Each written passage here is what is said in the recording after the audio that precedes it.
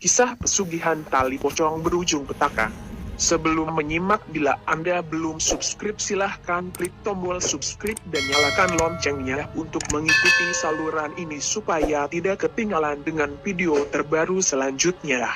Sabeni menelusuri jalan dari tanah merah itu.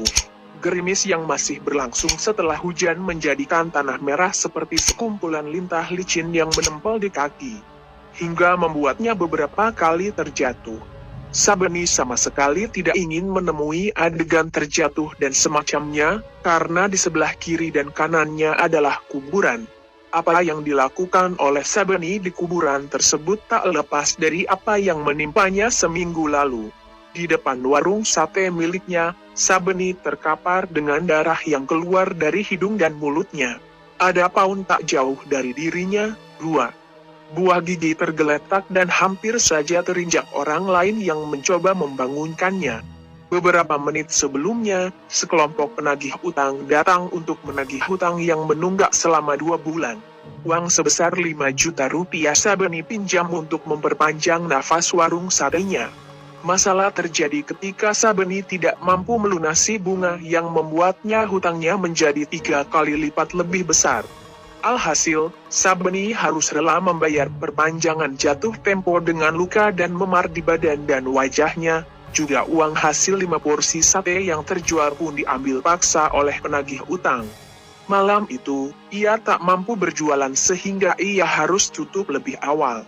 "Ben, kalau nanti lagi mereka datang, panggil aku aja.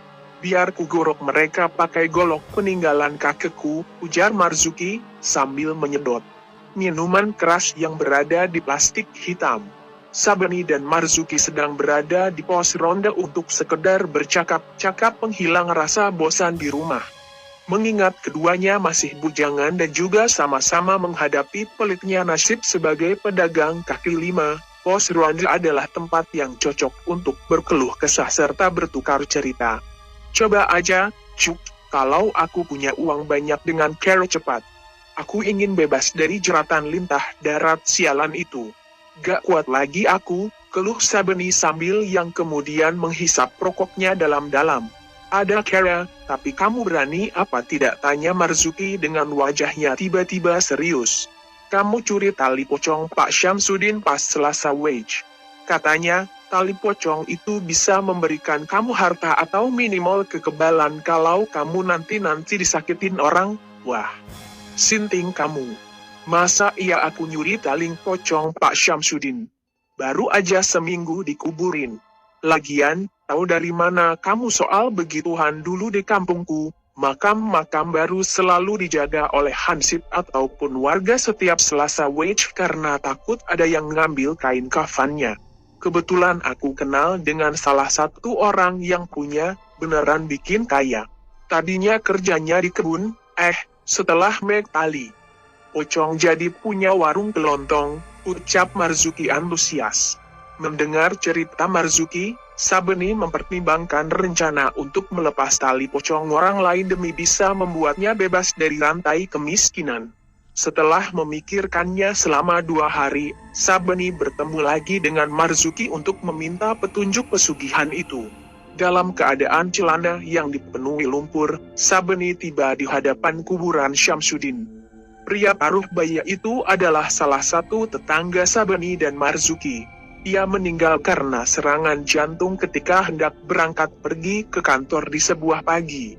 Ia mematikan lampu senter dan menaruhnya di atas kuburan lain, lalu mulai mencangkul. Setelah memakan waktu 2 jam, akhirnya ia berhadapan dengan mayat Syamsuddin. Karena tak kuat melihat mayat berusia 1 minggu itu, Sabeni memejamkan mata dan meraba-raba bagian kepala Syamsuddin untuk mencari simpul tali pocong lalu melepasnya. "Aku berhasil mengambil tali pocong itu," ujar Sabeni dengan senyum sumringah sambil menentang sebotol bir. "Sudah kamu kasih sajen?" tanya Marzuki. "Sudah." Marzuki tak percaya bahwa Sabeni berhasil melakukan pencurian tali pocong. Di pos ronde, mereka bercakap-cakap seputar perjalanan Sabeni untuk mencuri tali pocong itu. Sabeni menceritakannya dengan penuh antusias, adapun Marzuki mendengarkannya dan sesekali menimpalinya. Botol bir tersebut adalah perayaan kecil-kecilan dari keberhasilan Sabeni. Perayaan kecil itu ternyata mendatangkan hal besar. Berkat tali pocong itu, warung sate Sabeni tiba-tiba didatangi banyak pengunjung. Biasanya Sabeni selalu pulang dengan membawa sisa, tapi semua berubah.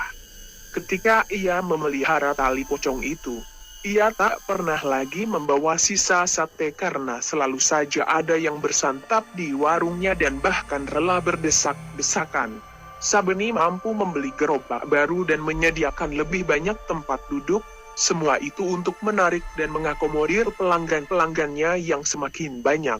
Ia juga berhasil membeli sepeda motor walaupun baru membayar DP saja.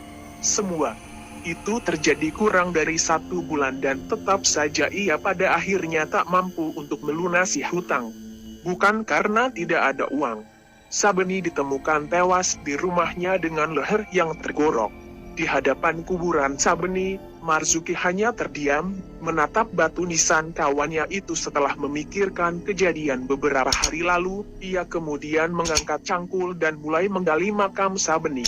Sampai jumpa di cerita mistik selanjutnya.